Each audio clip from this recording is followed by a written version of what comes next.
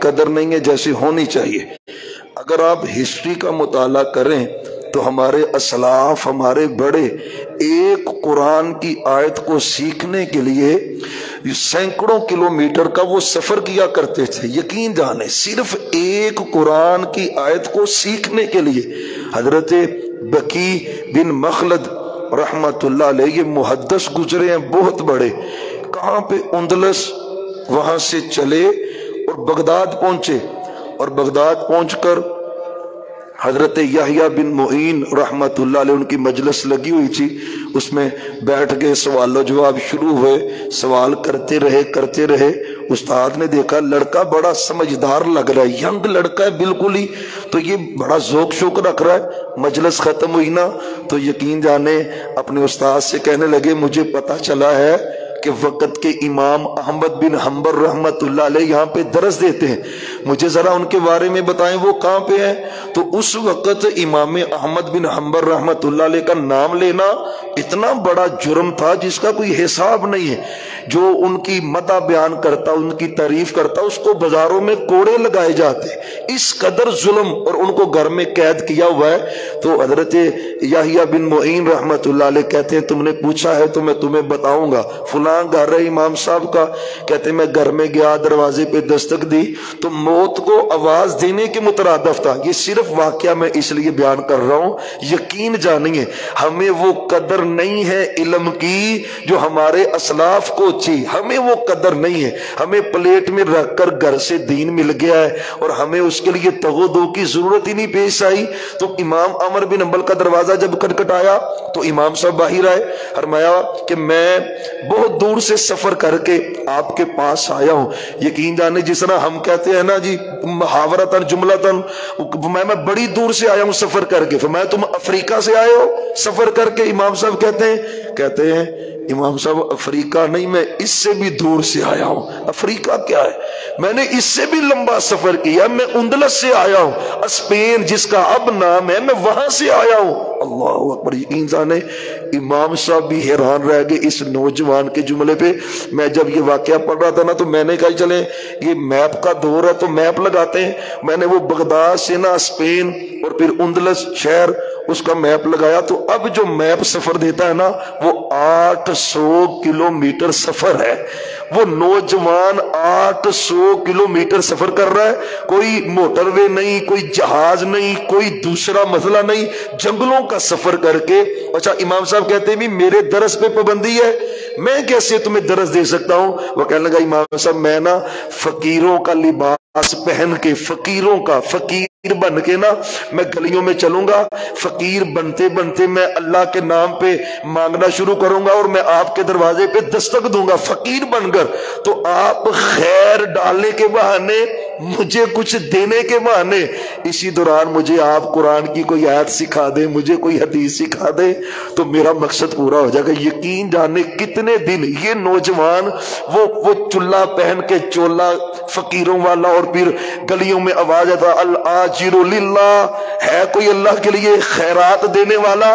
تو امام صاحب کے دروازے پہ دستک دیتا، امام صاحب اس کو دینے کے بہانے اندر بلاتے، چند قرآن کی آیات سکھلاتے، حدیثیں سکھلاتے، پھر یہی بکی بن مخلد رحمت اللہ علیہ وقت کے محدث بنے۔ یہ صرف اس لیے واقعہ بیان کیا ہے۔ ہمارے پاس بائک ہے، گاڑی ہے، موٹر سائیکل ہے، سائیکل ہے، یا چلنے کے لیے صحت اللہ نے دی ہے، وقت بھی درکار نہیں ہوتا، سہولتیں بھی موجود ہیں، تو اگر ہم اس کے لیے بھی دین کے لیے وقت نہ نکالیں تو یقین جانیں یہ حسرت کا باعث بنے گا قیامت کے دن۔ اللہ ہمیں دین سمجھنے کی طرف وہ نصیب فرما دے۔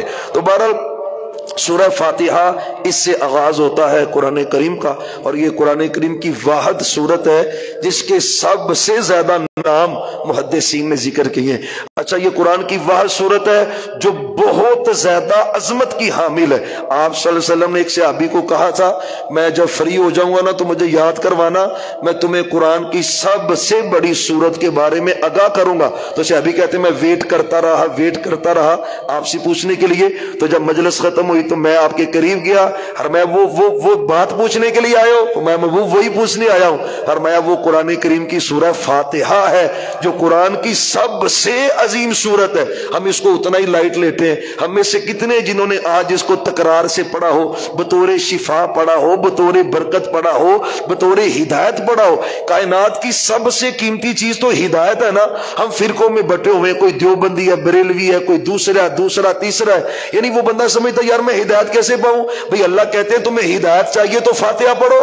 فاتحہ تو پڑھ سکتے ہو نا، کسی مولوی کے پیچھے نہ جاؤ، کسی مفتی کے پیچھے نہ جاؤ، تم فاتحہ پڑھو اور دل سے کہو اہدنا الصراط المستقیم۔ جب دل سے کہو گے نا، پھر مالک تمہارے لیے رحمتوں کے دروازے کھول دے گا۔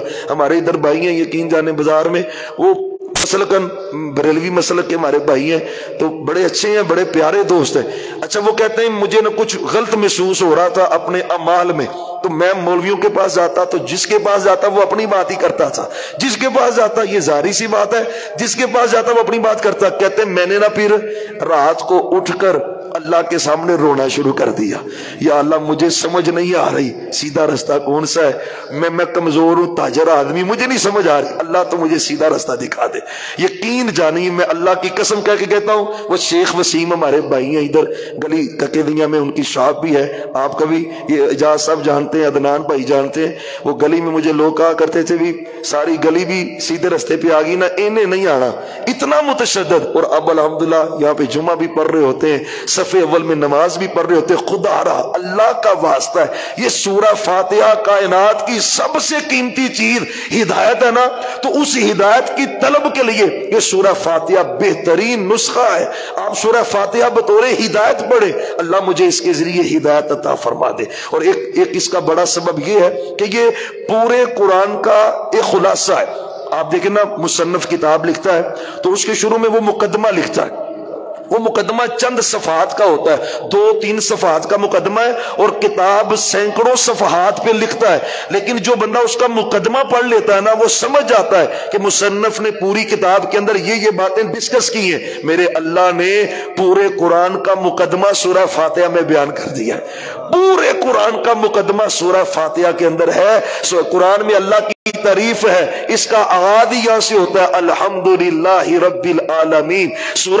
یعنی قرآن کریم پورے کے اندر اللہ کی رحمت اور لطف اور اس کے کرم کا تذکرہ ہے، میرے مالک نے اس کا تذکرہ کیا الرحمن الرحیم۔ اور قرآن کریم کے اندر بہت بڑا مضمون وہ فکر آخرت کا ہے، میرے اللہ نے اس کا تذکرہ کیا مالک یوم الدین۔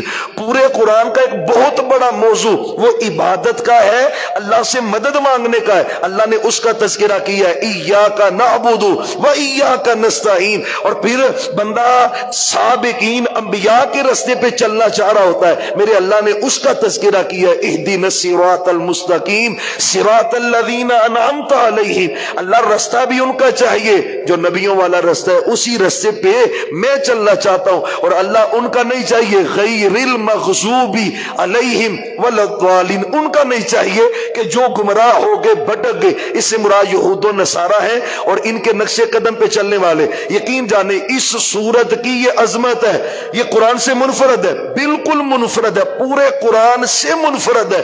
آپ پورے قرآن کی جو صورتیں ہیں نا، ان کو تکرار سے بھی قیام میں پڑھ سکتے ہیں، فاتحہ تکرار سے آپ نہیں پڑھ سکتے۔ اچھا پورے قرآن کی جو دوسری صورتیں، ان کے لیے یہ حکم نہیں ہے، جو بندہ قیام میں کھڑا ہے، امام کے پیچھے ہو، اکیلا ہو، فرض ہو نفل ہو، یقین جانے اگر وہ اس سورہ فاتحہ کو نہیں پڑھتا، میرا اللہ کہتا ہے مجھے تیری نماز کی ضرورت ہی نہیں، مجھے نہیں ضرورت، مجھے ضرورت ہے ہی نہیں تیری نماز کی۔ یہ تو ایسا ہی ہوتا ہے نا، فقیر آئے دروازے پہ بیل دیتا ہے ٹھک ٹھک ٹھک، بندہ ہاں جی، وہ چپ کر کے کھڑا ہے، چپ کر کے کھڑا ہے، وہ کدھر آئے ہو، چپ کر کے کھڑا ہے، وہ کیا کام ہے، چپ کر کے کھڑا ہے۔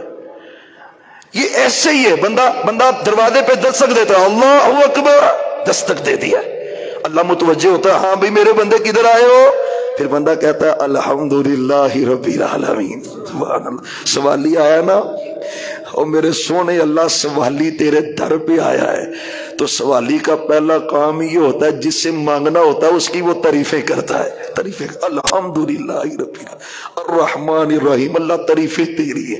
مالک یوم الدین، اللہ تو جزا کے دن کا بادشاہ ہے. ایاک نعبد و ایاک نستعین، اللہ تیرے گھر آیا ہوں اور میرا ماضی میرا گواہ ہے کہ اللہ تیرے علاوہ نہ کبھی کسی کے آگے جھکا ہوں اور کبھی تیرے علاوہ کسی سے مدد بھی نہیں مانگی. یقین جاننے جب بندہ یہ چار باتیں اللہ سے کرتا ہے نا، اللہ اتنا خوش ہو جاتے ہیں. اللہ کہتا ہے والی عبدی ما سہلا، او مجھے تکبیر کے ذریعے متوجہ کر کے، تعریفیں کر کے، میری حمد و ثنا بیان کر کے مجھے اپنی طرف متوجہ کرنے والے میرے پیارے بندے، والی عبدی ما سہلا، اب تو جو مانگے گا اللہ تجھے عطا کر دے گا. سبحان اللہ سبحان. ہم نے نہ اس کو اختلافی مسئلہ بنا دیا جی ان لوگوں نے پڑھنی ہے انہوں نے نہیں پڑھنی. او بھائیو اللہ کی قسم ہے، جس نے بھی سوہنے نبی کا کلمہ پڑھا ہے اس نے اس کو پڑھنا ہے، اس نے اس کو پڑھنا ہے. سوہنے نبی کا جس نے کلمہ پڑھا بھی وہ پڑھے گا. کیوں؟ ہمارے نبی نے کہا ہے، ہمارے نبی نے کہا. اب دیکھیں قاری صاحب پڑھ رہے تھے سورہ فاتحہ، انہوں نے پڑھی، ہم نے بھی پڑھی. انہوں نے قرات شروع کر دی، ہم چپ ہو گئے. آگے کیوں نہیں پڑھا بھائی؟ یقین جانے اس لیے نہیں پڑھا کہ سوہنے نبی پاک نے صرف سورۃ فاتحہ ہی پڑھنے کا کہا ہے، آگے سے آپ نے منع کر دیا. وہ حدیث معروف ہے، فجر کی نماز آپ پڑھا رہے تھے تو فجر میں صحابہ بھی ساتھ قرات کر رہے تھے پیچھے پیچھے، فاتحہ کے بعد اگلی بھی قرات شروع کر دی صحابہ نے، تو آپ بار بار بھولنا شروع ہو گئے. یعنی وہ پریشانی ہونی شروع ہو گئی، آپ کو قرات کے اندر بوجھل ہو گئی قرات، یعنی پریشانی کا سبب بنتا. تو آپ نے جب سلام پھیرا لعلکم تقرؤون خلفی، تم بھی میرے پیچھے پیچھے پڑھ رہے تھے؟ محبوب نعم ہم پڑھ رہے تھے. اور میں اللہ تقرؤ، نہ پڑھا کرو الا بفاتحۃ الکتاب، مگر سورۃ فاتحہ پڑھ لیا کرو. او بھائیو جس نبی کا ہم نے کلمہ پڑھا، اچھا ہمارے نبی کہتے ہیں نا خبردار فاتحہ نہیں پڑھنی، اللہ کی قسم ہے ہم اس کے قریب بھی نہ جاتے، ہم نہ پڑھتے.